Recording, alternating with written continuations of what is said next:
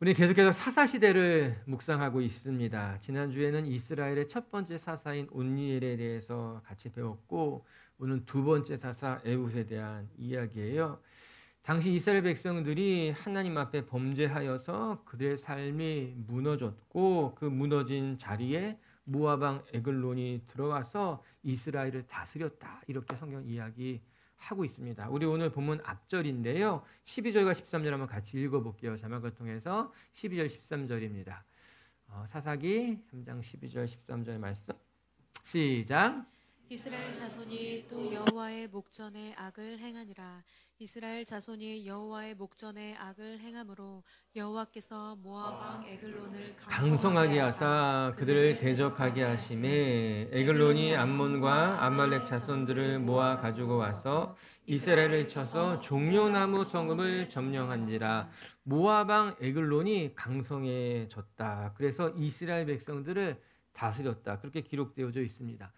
참 슬픈 말이에요. 하나님의 백성들이 강성해진 것이 아니라 이방 민족 모압 왕이 점점 더 강성해졌다라고 하는 겁니다. 하나님을 믿고 하나님을 붙들고 살아가는 사람들이 강성해지는 것이 아니라 오히려 하나님을 알지 못했던 사람들이 강성해져서 하나님의 백성들을 다스렸다는 것이 참 마음이 아프더라고요. 그런데 그 말씀 뒤에 아주 중요한 단어가 눈에 띄게 됩니다. 그것이 무엇인가 하면은 에글론이 종려나무 성읍을 점령했다는 말이에요. 종려나무 성읍은 우리가 알고 있듯이 여리고성을 가리키는 것입니다. 당시 여리고에는 종려나무가 많았습니다. 물론 지금도 여리고를 방문하는 여행객들은 너나 할 것 없이 거의 대부분 대추 야자를 선물로 가지고 오게 됩니다. 대추 야자가 종려나무 열매인 거예요. 옛부터 여리고 성에는 종려나무가 번성했기 때문에 여리고를 가리켜서 종려나무 성읍이다, 그렇게 불렀고, 지금도 종려나무에서부터 나오는 대추 야자가 여리고의 특산품이 되었습니다. 그 종려나무 성읍 여리고가 에글론 손에 점령됐다는 말입니다. 여러분, 여리고는 이스라엘 백성들에게 있어서 매우 중요한 도성 중에 하나였습니다. 특별히 여리고는 이스라엘 백성들이 가나안 땅에서 정복한 첫 번째 성읍이었어요. 요단강을 건너가서 만났던 그 여리고이 어떻게 무너졌는가? 하나님의 말씀에 순종해서 열세 바퀴를 돌고 큰 함성을 외치게 되자 하나님이 여리고 성을 무너뜨리고 이스라엘 백성들이 처음으로 가나안 땅을 정복했던 그 성이 여리고성 아니겠습니까? 하나님이 기적적인 방법으로 이스라엘 백성들에게 선물해 주신 그 성읍이 여리고였는데, 이제 그 여리고를 다시 모압 왕에게 빼앗겼다라고 하는 것입니다. 너무너무 가슴 아프죠. 하나님의 말씀에 순종했을 때 무너뜨렸던 그 여리고를 이제 각자 자기 속에는 옳은 대로 살아가게 되니까는 다시 모압 사람들에게 빼앗겼다라고 하는 겁니다. 저는 여리고가 이방인의 손에 넘어갔다는 것이 매우 중요한 메시지가 되는 것만 같은 거예요. 우리가 하나님의 말씀에 순종한다면 난국 분란과도 같은 요새를 하여도 하나님이 그것을 무너뜨리고 우리에게 승리를 주시지만, 하나님을 잊은 채 자기 소견을 옳은 대로 행하게 된다면 빼앗은 성읍도 다시 빼앗길 수 있게 되겠구나, 그런 생각하게 되는 거예요. 여러분, 우리의 삶에도 크게 다르지 않게 적용될 수 있습니다. 우리가 늘 주의 말씀에 순종하며 살아가면은 태산처럼 모이는 적을 만나도 하나님이 승리하게 하시지만, 우리가 하나님을 떠난 채 자기 소견을 옳은 대로 살아가다 보면은 승리했던 성읍도 빼앗았던 성읍도 다시 빼앗기게 된다라고 하는 거예요. 그래서 우리가 두려운 마음으로 깨어 있어야만 됩니다. 우리가 깨어 있지 아니하면 내가 빼앗은 성읍이라 하여도, 내가 승리한 땅이라 하여도 다시 무너지게 되고 빼앗기게 될 수 있기에 오늘 성경은 우리에게 항상 깨어서 자기 소견에 옳은 대로 살아가는 것이 아니라 하나님의 말씀에 순종하는 것이 소중하다는 걸 가르쳐주고 있는 말씀이에요. 우리가 지난주에는 온니엘에 대해서 배웠다면은 오늘은 두 번째 사사 에훗이 어떠한 인물인지를 살펴보려고 합니다. 그리고 그 에웃을 통해 일하시는 하나님이 어떠한 분이신지 오늘 말씀이 너무나 귀한 것을 가르쳐 주고 있어요. 오늘도 이 말씀을 통해서 우리 곁에 계신 하나님이 어떻게 우리를 들어 사용하시는가, 그 하나님을 깊이 있게 묵상하고 또 여러분의 삶을 주님께 가까이 가지고 나갈 수 있는 저와 여러분들이 되었으면 좋겠습니다. 첫 번째, 오늘 먼저 에웃을 통해서 배울 수 있는 영적인 교훈은, 우리 하나님은요, 우리의 약점도 강점으로 사용하실 수 있는 분이라고 하는 거예요. 15절 말씀 같이 한번 읽어볼게요. 15절 시작. 이스라엘 자손이 여호와께 부르짖음에 여호와께서 그들을 위하여 한 구원자를 세우셨으니 그는 곧 베냐민 사람 게라의 아들 왼손잡이 에웃이라. 이스라엘 자손이 그를 통하여 모압 왕 에글론에게 공물을 바칠 때에 에웃에 대해서 소개하는 첫 번째 구절이에요. 그를 무엇이라 말해주고 있는가? 왼손잡이 에웃이다, 이렇게 불렀습니다. 그의 출생 베냐민 가문의 게라의 아들이라는 것을 제외하고 나서 에웃이 어떤 사람인가? 제일 먼저 말한 것은 그는 왼손잡이의 사람이었어요. 이것이 에웃에 대한 특징입니다. 사람들에게 첫인상은 매우 중요합니다. 그 사람을 기억하고 그 사람을 소개하는 데 있어서 가장 인상적인 것을 말하게 되는 것 아니겠습니까? 그런 면에서 본다면 에웃이라는 사람은 어떠한 사람인가? 사사기 저자 눈에 보기에는 그는 왼손잡이 사사였다는 것이 가장 도드라지는 특징인 것 아니겠습니까? 지금이야 왼손잡이라고 하는 것이 그렇게 특별한 것은 아니겠지만, 이 사사기가 쓰여졌을 그 당시 이스라엘의 문화 속에서는 왼손잡이라고 하는 것이 아주 매우 도드라 보이는 특징이 될 수 있었던 겁니다. 이 사사의 기자가 에웃을 설명하는데 제일 먼저 이야기하는 것, 그는 왼손잡이 사람이에요 라고 말이죠. 여러분, 에웃이 무슨 일로 왼손잡이가 된지는 성경이 말해주고 있지는 않습니다.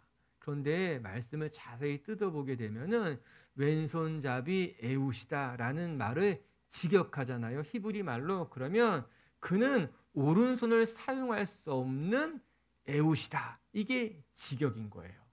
즉 에웃이 왼손잡이가 된 것이 그가 의도적으로 왼손을 선택한 것이 아니라 오른손을 사용하지 못했던 사람인 거예요. 그렇기 때문에 그가 왼손잡이로 살아가야만 했다는 것입니다.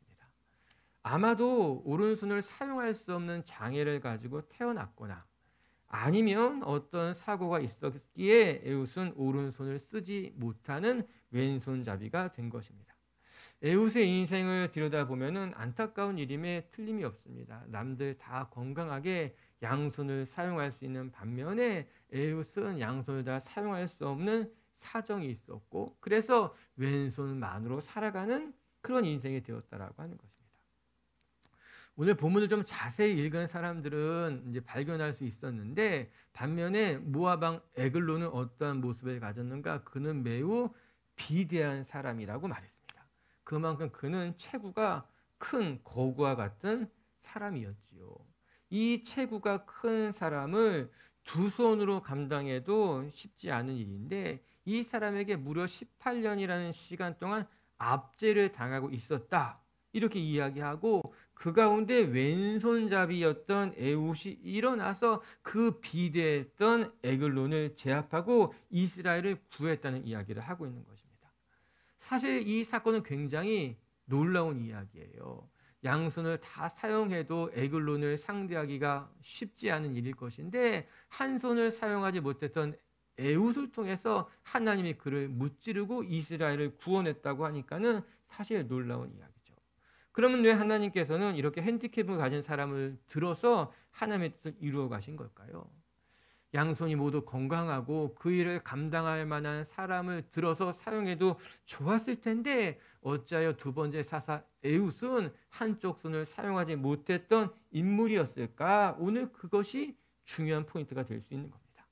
여러분, 인간에게는 그 사람의 장점과 단점들, 또 핸디캡 같은 것들이 굉장히 크게 도드라지게 보일지는 모르지만, 하나님에게는 오른손잡이나 왼손잡이나 중요하지 않다는 사실인 것입니다. 그가 얼마나 강한 사람인지 아니면 어떤 핸디캡을 가지고 있던지, 그것은 하나님 보시기에는 그렇게 중요하지 않을 수 있다라고 하는 거예요. 아니 오히려 하나님은 약자를 들어서 강한 자를 무찌르고 하나님의 선한 뜻을 이루어 가시는 것이 오히려 하나님을 설명하는 더 합당한 표현이 될 수 있게 된다라고 하는 겁니다. 즉 하나님 손에 붙들리게 된다면 아무리 연약한 자라 하여도 강한 자를 무찌를 수 있는 하나님의 도구가 되는 것이고, 왼손잡이라 하여도 양손을 쓰는 사람보다 더 아름답게 쓰임 받을 수 있게 된다라고 하는 것입니다.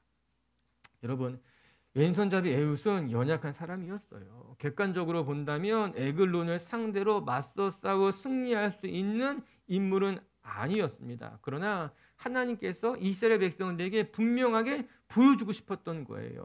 아무리 연약한 자라 하여도 하나님의 손에 들리우게 되면은 강한 자를 무너뜨릴 수 있는 하나님의 사람이 된다라고 하는 거죠. 지금 이스라엘이 연약하다 할지라도 하나님의 손에 들리우게 되면은 모압을 감당할 수 있다는 메시지가 되는 거예요. 저는 오늘 이 사건이 여리고에서 일어났다는 것이 매우 중요한 연결점이 된다고 생각합니다. 여리고에서 사는 사람들은요, 과거의 여리고가 어떻게 무너지고 우리가 이 자리를 차지했는지 누구보다 잘 알고 있었습니다. 여리고는 이스라엘 백성들이 강해서 자기의 힘으로 무너뜨렸던 것이 아니라 하나님의 말씀에 순종하자 하나님께서 무너뜨렸던 성읍이라는 것을 이 여리고에 살았던 사람들은 누구나 다 알고 있었던 것입니다. 그와 동일하게 에훗이라고 하는 인물도 그는 자기의 힘으로는 어느 것 하나 감당할 수 없는 연약한 존재이지만 그 역시도 하나님의 말씀에 순종한다면 모압 왕 에글론을 무찌를 수 있는 사람이라는 것을 같이 나란히 보여주고 있는 이야기인 거예요. 그냥 여리고의 성을 말하는 것이 아니라 그 여리고가 말씀에 순종해서 무너진 것과 같이 연약한 에훗도, 아니 지금 무너져 있는 이스라엘도 하나님의 손에 함께 붙들리게 된다면 그 어떠한 적도 무찌를 수 있는 하나님의 능력의 통로가 된다는 것을 나란히 보여주고 있다라고 하는 것입니다. 우리 16절의 말씀 한 절 더 읽어볼까요? 16절 말씀 시작. 에훗이 길이가 한 규빗 되는 좌우에 날선 칼을 만들어 그의 오른쪽 허벅지 옷 속에 차고. 에훗이 하나님의 사명을 받고 난 이후에 양날이 선 검을 어디에? 오른쪽 허벅지에 숨겨가지고 에글론 왕에게 나아갔다고 하는 거예요. 흥미로운 것은 에훗이 모압 왕을 만나러 나아갈 때에 신하들에게 어떠한 제지도 받지 않고 칼을 잘 숨기고 들어갔다라고 하는 것입니다. 어떻게 왕을 만나러 가는데 이 한 규빗이라고 하면 이 정도 되는 작지 않은 칼을 숨겨서 들어갈 수 있었을까? 성경을 연구한 학자들의 이야기로는 보통 오른손잡이들이 대부분이었던 그 시대에는 칼을 왼쪽 허벅지에 찬다는 거예요.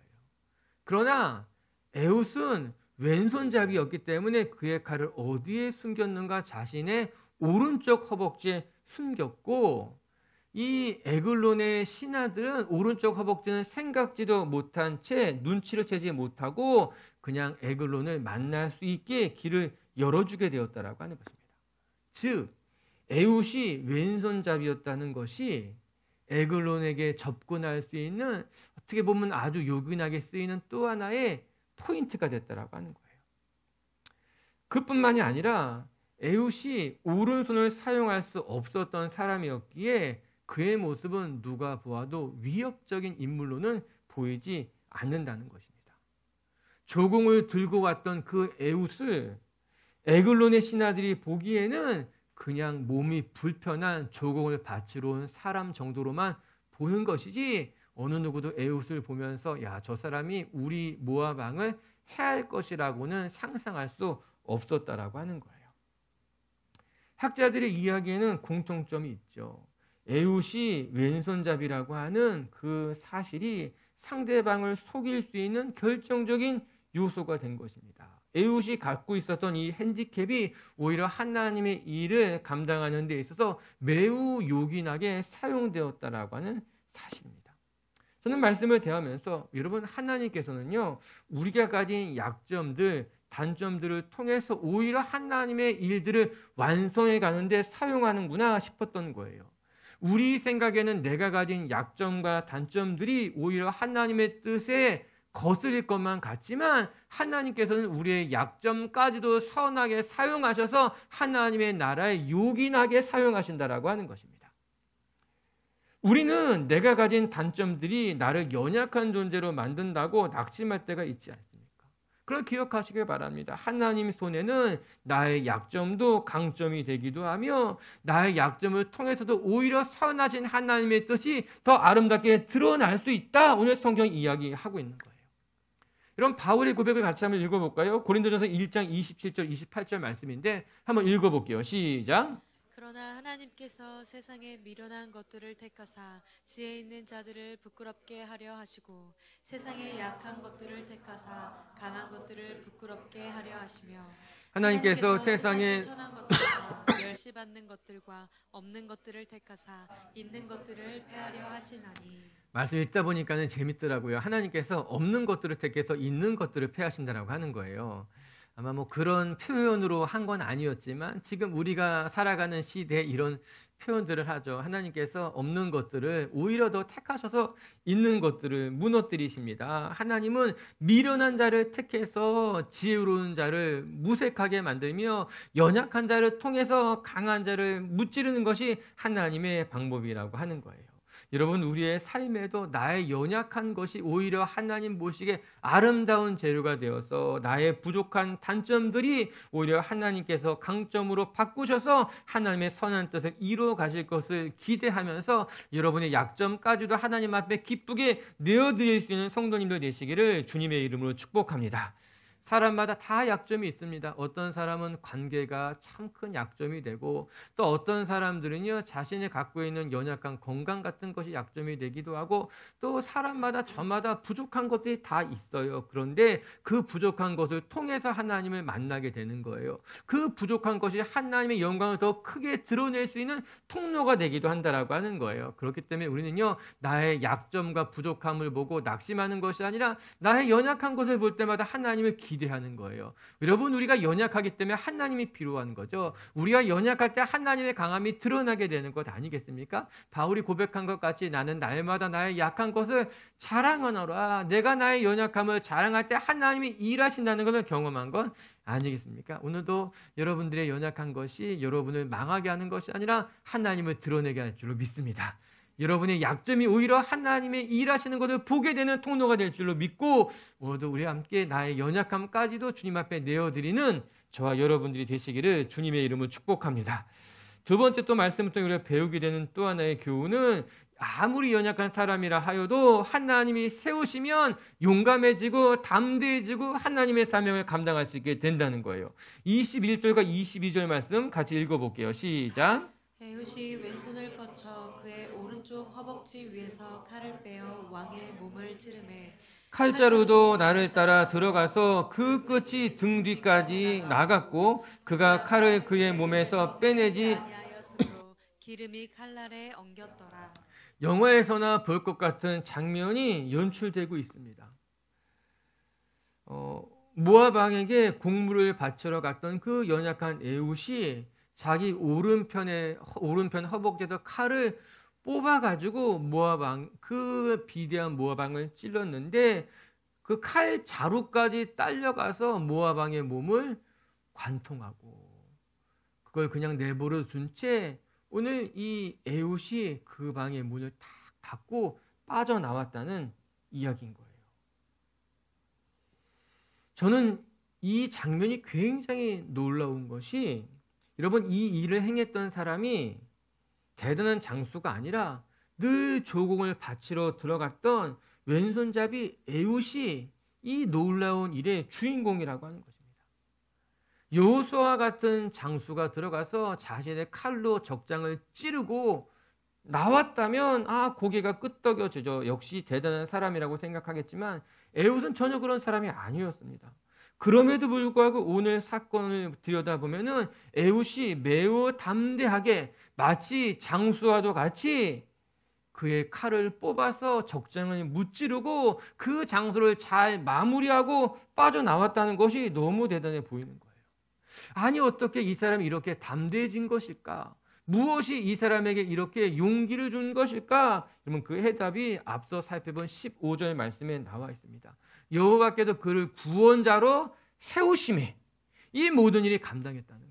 하나님이 에훗을 구원자로 세우시니 에훗의 마음에 담대함이 생긴 거죠. 용기가 된 거죠. 그래서 그 사명을 감당할 수 있는 사람으로 거듭 태어나게 된 것 아니겠습니까? 전 이것이 하나님이 우리를 세우실 때에 우리 마음에 일어나는 변화, 사명이 우리를 담대하게 만드는 사명이 주는 힘이라고 생각하게 됩니다.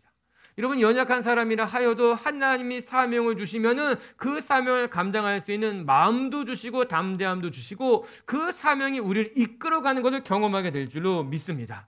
여러분, 내가 하고 싶은 일을 할 때도 용기가 생깁니다. 내가 진짜 하고 싶은 일을 하려고 하면은 우리의 마음에 용기가 생기죠. 그걸 오랫동안 준비했다면 능숙해지고 능숙한 사람이 얻게 되는 담력, 그런 담대한 마음도 있기 마련일 거예요. 그러나 오늘 본문에서 주시는 힘은 하나님이 이 에훗을 이스라엘의 구원자로 세우시자 하나님께로부터 말미암는 용기가 오늘 에훗을 담대하게 만든 것입니다.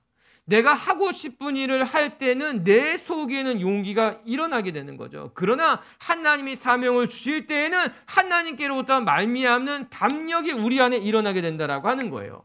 하나님으로부터 말미암는 사명이 우리를 강하고 담대한 사람으로 만들어가게 된다라고 하는 것입니다. 에훗을 생각해 보면 만약에 그가 진짜 원래 대단한 사람이었다면 아마 그는 자신의 능력만큼 해냈을 것입니다. 배경이 좋고 지략이 있고 힘이 강한 장수였다면 그가 가진 능력만큼 감당했을 것입니다. 그러나 우리가 살펴본 것과 같이 오늘 에훗은 그렇게 대단한 사람이 아니었잖아요. 이스라엘 백성들이 18년 동안 조강을 받쳐주는 역할을 했던 그런 보잘것없어 보이는 사람이었는데 하나님이 그를 선택하고 하나님이 그의 마음에 담력을 불어넣게 되자 그가 맡긴 일들을 다 감당할 만큼의 용기와 힘이 그 안에 일어나게 된 것이죠. 다시 말하게 되면은 내가 힘이 있어서 내가 경험이 많아서 내 힘으로 감당하는 사람들은 내가 할 수 있는 것만큼은 하겠지만 그 이상은 어렵다는 거예요. 하지만 내가 연약하여도 하나님이 세우시고 하나님이 주시는 용기와 담력을 살아가는 사람들은 내가 할 수 있는 것 그 이상의 일들이 하나님께로부터 나에게 흘러와서 감당하게 된다는 거예요. 오늘 에훗이 이렇게 담대할 수 있었던 이유는 한 가지입니다. 하나님이 그의 곁에 계시니 그의 마음이 담대해진 거예요. 하나님이 그를 담대하게 만드시니 그 마음에 용기가 일어나게 됐다라고 하는 것입니다. 여러분, 하나님 곁에 서면 우리가 담대해지는 거예요. 하나님이 내 편이라고 믿으면 강건해지게 되는 것이에요. 시편 기자의 말씀을 같이 한번 읽어볼까요? 시편 118편 6절인데요. 큰 목소리로 봅시다. 시작. 여호와는 내 편이시라. 내가 두려워하지 아니하리니 사람이 내게 어찌할까. 오늘 이 시편 기자가 두려워하지 않을 수 있었던 것은 여호와가 내 편이라는 사실을 깨달은 거예요. 여호와가 내 편이시니 내가 두려울 것이 없습니다. 사람이 내게 과연 어찌할 수 있겠습니까? 할렐루야. 이것이 하나님을 내 편으로 두고 하나님 곁에 머물고 살아가는 사람들의 마음, 담력인 줄로 믿습니다. 오늘도 여러분 곁에 계신 그 하나님이 여러분을 강하고 담대하게 만드실 줄로 믿습니다. 그런데요, 오늘 사건이 더욱더 놀라운 것은 이 에훗의 담대함이 이스라엘 백성들에게 전염되고 흘러갔다라고 하는 것입니다. 여러분, 사사기 23장 28절과 29절 오늘 사건의 마무리 부분인데 같이 한번 읽어볼게요. 시작. 그들에게 이르되 나를 따르라. 여호와께서 너희의 원수들인 모압을 너희의 손에 넘겨 주셨느니라 하매 무리가 에훗을 따라 내려가 모압 맞은편 요단강 나루를 장악하여 한 사람도 건너지 못하게 하였고 그때 모압 사람 약 10,000명을 죽였으니 모두 장사요 모두 용사라 한 사람도 도망하지 못하였더라. 아멘. 에훗이 이스라엘 백성들에게 나아가서 너희들의 원수인 모압을 맞서 무찌르자 그렇게 이야기한 거예요. 그런데 놀랍게도 이스라엘 백성들이 주저하지 않고 에훗과 함께 하여서 모압 사람들이 무려 10,000명을 다 무찌렀다는 겁니다. 그냥 10,000명이 아니라 그들은 모두가 다 장수요 용사였다라고 하는 거예요. 여러분, 이스라엘이 모압 사람들에게 지배를 당한 것이 18년이에요. 18년이라고 하는 세월은 긴 시간입니다. 이렇게 어른들에게 18년이라는 시간이 흘러가면 전쟁을 치를 수 없는 노년이 되어버린 것이고, 그 당시 나이로 보면은 어린 아이들은 이제 어른으로 장성해버린 시간 아니에요. 그 말이 무슨 말인가 하면은 어렸을 때부터 집에 받아왔던 그들을 18년 동안 종으로서 살아왔던 이스라엘 백성들이 이 모압 사람들을 두려워하지 않고 맞서 싸울 수 있게 되었다는 이야기인 것 아니겠습니까? 사실 대단한 변화인 거예요. 18년 동안 종으로 두려운 마음으로 조공을 받으며 살았는데 어느 날 갑자기 그들의 마음에 담력이 생겨가지고 모압과 맞서 싸울 수 있게 됐고, 그뿐만 아니라 그들을 다 무찌를 수 있게 되었다라고 하는 것이죠. 여러분, 이스라엘 백성들의 이 변화, 이 담력이 어디에서부터 말미암은 것일까요? 에훗을 보고 힘을 냈던 거예요. 에훗이, 그 왼손잡이 에훗이 모압 왕 에글론을 혈혈단신 찾아가서 죽이고 돌아왔대. 야, 하나님이 함께 하시니까는 왼손잡이 에훗이 모압 왕을 죽일 수 있게 된 것 아니야. 이스라엘 백성들 마음에 용기가 일어나게 된 거예요. 에훗을 보고 에훗의 담대함이 이스라엘 백성들 모두를 담대한 사람으로 뒤바꿔 놓기 시작했다라고 하는 것입니다. 여러분, 이것이 변화입니다. 하나님을 믿는 사람들로부터 말미암는 놀라운 변화가 일어나게 되는 거예요. 저는 우리 비치교회 식구들이 에훗과도 같이 여러분 곁에 있는 사람들에게 용기를 주고 담대함을 줄 수 있는 분들이 되시기를 주님의 이름으로 축복합니다. 여러분들을 볼 때마다 힘이 빠지고 나도 뭐 교회 뭐 이렇게 헌신하면 안 될 것 같아, 뭐 이렇게 여러분들 볼 때마다 신앙생활에 회의가 들고 교회 나가지 말아야겠다는 생각이 들고 나도 저럴 거면 뭐 이런 생각이 드는 것이 아니라, 여러분을 볼 때마다 믿음에 힘이 있는 거구나, 나도 기도하고 싶다, 나도 헌신의 달에 들어가고 싶다, 이런 마음이 들게 되는 것이죠. 에훗은 매우 중요한 역할을 합니다. 에훗이 모압 왕 에글론을 죽인 것만이 아니라 그 사건을 통해서 에훗은 이스라엘 사람들의 마음에 용기를 주는, 그들의 마음에 큰 힘을 불어넣는 아주 중요한 역할을 하게 된 것이죠. 저는 우리들의 삶이 그랬으면 좋겠어요. 우리가 주님 앞에 매일매일 가까이 다가갈수록 여러분들을 통해서 여러분들의 가족들, 여러분 곁에 있는 사람들이 더 용감해지고 담대해질 수 있는 하나님의 사람들이 되시기를 주의 이름으로 축복합니다. 세 번째, 끝으로 한 가지만 더 우리가 확인하고 넘어갈 것이 있는데, 하나님께서 연약한 자를 통해서 일하실 때 우리가 상상할 수 없을 만큼 위대한 일들이 펼쳐지게 된다는 거예요. 우리 오늘 본문의 마지막 30절 말씀, 에훗의 이야기의 결말이에요. 같이 한번 읽어볼게요. 시작. 그날에 모압이 이스라엘 수하에 굴복하매 그 땅이 80년 동안 평온하였더라. 아멘. 에훗이 이스라엘 백성들과 함께 모압을 다 몰아내고 난 이후에 무려 80년이라는 시간 동안 그 땅에 평화가 찾아왔다라고 합니다. 이번 지난주에 온니엘이 참 훌륭한 사람이었잖아요. 온니엘을 통해서 이스라엘이 평화를 누린 시간이 몇 년이었습니까? 40년이었습니다. 사사기를 읽어보게 되면은 총 12명의 사사가 등장합니다. 어떤 사람은 13명이라고 이야기하지만 거의 대부분 12명의 사사들 중에 누가 제일 유명한 사사입니까? 여러분이 아는 사람 중에 누가 있습니까? 사사들 중에 제일 대단한 사람, 삼손이겠죠. 삼손은 태어날 때부터 대단한 사람이었어요. 그리고 그는 엄청난 괴력을 가지고 블레셋 사람들로부터 이스라엘을 구해낸 그런 위대한 사사가 삼손이죠. 그런데 삼손이 블레셋에서부터 이스라엘을 지킨 게 20년밖에 되지 않습니다. 12명의 사사 중에 삼손이 가장 힘이 센 사사였다면, 가장 지혜로운 지략으로 이스라엘을 이끌었던 사사라고 한다면 드보라일 것입니다. 여자 사사 드보라. 드보라가 바락 장군과 힘을 합해서 이스라엘을 지켜내게 되는데, 이 지혜로운 여인이 이스라엘에게 평화를 준 기간은 40년이에요.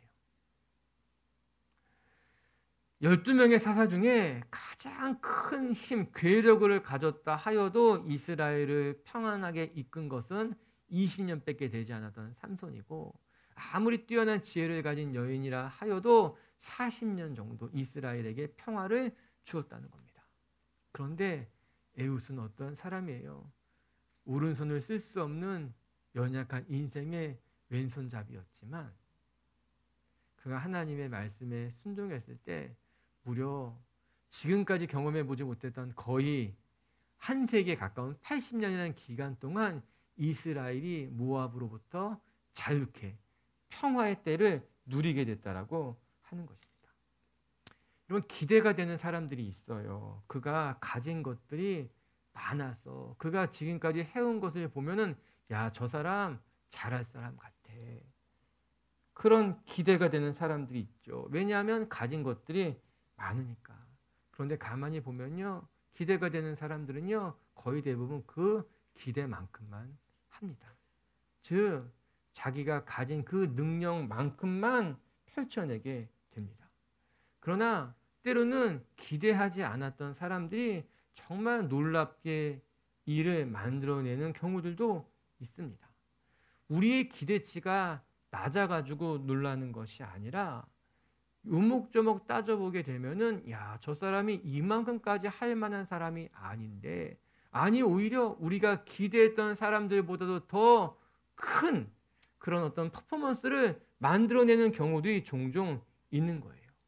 저는 그런 경우들을 바라보면서 야, 사람이 자기 실력으로만 살아가는 것은 아니구나. 우리의 삶에 하나님의 은혜라는 것이 필요하구나 싶은 거예요. 오늘 에훗이 그것을 잘 보여주고 있는 사람 같은 거예요. 아무도 에훗을 기대하지 않았을 것입니다. 그냥 그는 사람들의 조공을 모아다가 어떻게 보면 비굴하게 모압 왕에 바쳤던 그런 사람이었지만 그가 하나님의 손에 붙들리게 되자 정말 상상하지도 못했던 너무나 놀라운 결과물들이 그 사람을 통해서 열매 맺게 된다라고 하는 것이죠. 우리가 에훗을 보고 배워야만 하는 세 번째 교훈이에요. 우리는 약하지만 하나님의 은혜를 입고 살아가면 누구보다도 아름다운 삶을 살아갈 수 있게 된다라고 하는 것입니다. 여러분, 여러분의 미래를 너무 속단하지 마세요. 내가 지금까지 살아온 것이 이것밖에 되지 않으니까 앞으로 나의 삶을 그렇게 기대하지 않아. 그냥 내 삶 이렇게 되겠지. 저는 그것만큼 신앙인이 갖지 말아야 될 생각은 없다고 봅니다. 여러분, 우리의 삶이 내가 지금까지 어떠했던, 내가 어떠한 배경 속에 살았던지 간에 그거 중요하지 않습니다. 하나님은 에훗을 통해서 보여주고 있는 거예요. 가장 연약해 보이는 인물이라 하더라도 그가 하나님이 세우시면 누구보다도 멋지게 하나님의 일들을 만들어가게 된다라고 하는 것이죠. 여러분, 내 힘으로만 살아갈 거면 신앙이 뭐 필요합니까? 그건 내가 가진 것만큼, 내가 아는 만큼 살아가면 되는 거죠. 여러분, 신앙이라고 하는 것은 하나님의 은혜로 살아가는 것 아니겠습니까? 우리가 하나님을 붙들고 하나님과 함께 동행한다라고 하는 것은 내 힘으로만 살아가는 것이 아니라 하나님의 은혜를 힘입어서 살아간다는 것, 그것이 신앙인의 삶이고 신앙인의 힘이라고 하는 거예요. 여러분의 경험, 또 여러분이 지금까지 해봤던 일들, 그것이 여러분의 전부가 될 것이라고 생각하지 마시고 오늘도 더 크고 위대하신 하나님의 섭리 속으로 들어가서 하나님의 열매를 맺어가는 그런 가을이 되시기를 주님의 이름으로 축복합니다. 말씀을 정리합시다. 오늘 이 사건의 공간적인 배경은 여리고더라고요. 그런데 이 여리고가 주는 매우 중요한 메시지가 있습니다. 이스라엘 백성들이 하나님의 말씀에 순종할 때 여리고를 무너뜨리고 빼앗아 올 수 있었지만 사사시대 각자 자기 소견에 오른 대로 살아가게 되니까는 빼앗아 왔던 여리고까지도 다시 빼앗기게 된다라고 하는 거예요. 여러분, 우리의 삶이 하나님 안에 하나님의 말씀에 순종하며 살아가면 태산같이 보이는 산도 무너지고 승리할 수 있어요. 그러나 하나님을 떠나 내 생각에 오른 대로 살아가다 보면은 사실 작고 사소한 것에 걸려 넘어지기가 쉬운 것입니다. 오늘도 주님의 은혜를 기억하고 또 그 주님의 은혜를 주목하면서 내 힘으로 살아가는 인생이 되지 마시고 하나님의 말씀에 순종할 줄 아는 저와 여러분들이 되시기를 주님의 이름으로 축복합니다. 오늘 에웃이라고 하는 이 사사, 두 번째 사사를 통해서 배우는 영적인 교훈의 첫 번째는 하나님은요 우리의 약점도 강점으로 바꿔서 사용하신다는 거예요. 에웃이 왼손잡이였기에 모압왕 에글론을 무찌를 수 있었구나. 그의 단점이 오히려 하나님의 통로가 되었구나 기억하면서 모두 여러분의 단점, 연약한 것을 부끄러워하지 마시고 하나님 앞에 맡겨드릴 수 있는 분들이 되시기를 주의 이름으로 축복합니다. 두 번째, 하나님이 붙드시면 아무리 연약한 사람도 누구보다도 담대하게 용감하게 살아갈 수 있겠구나. 더 나아가서 내가 용감해지면 나를 통해 그 하나님이 주신 담대함이 흘러가게 된다는 것을 기억할 수 있기를 주의 이름으로 축복합니다. 세 번째, 하나님은 연약한 사람을 통해서 정말 놀라운 일들을 만들어 가십니다. 삼손보다도 드보라보다도 이 참 핸디캡을 가졌던 이 에웃이 이렇게 귀하게 쓰임 받았다는 것이 너무너무 놀랍고 또 저에게는 소망이 되는 거예요. 우리가 다 약점들이 있고 다 연약한 사람들이에요. 그러나 우리 주님을 바라봅시다. 주님은 더 멋있고 더 아름답게 우리의 삶을 만들어 가실 것입니다.